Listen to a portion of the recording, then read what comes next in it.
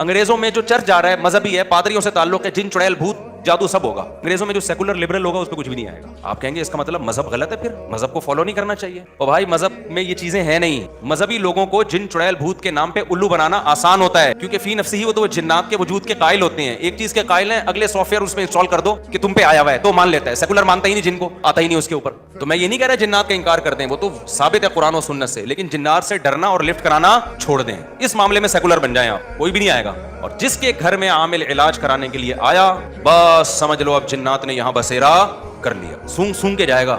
इसलिए इन चीजों को बिल्कुल लिफ्ट नहीं कराओ, हंसी खुशी जिंदगी गुजारो यार। मिर्चें जला रही हैं खवातीन, बच्चों की नजर उतारने के, पता नहीं क्या क्या ड्रामे हो रहे हैं घरों के अंदर। अंग्रेजों को देखा मिर्चें जलाते हैं, उनके बच्चों पे क्या हो जाता है। छोड़ दो बस, जो हमें सूरह फलक, सूरह नास, आयतल कुर्सी, इससे आगे बढ़ने की कोशिश मत करो।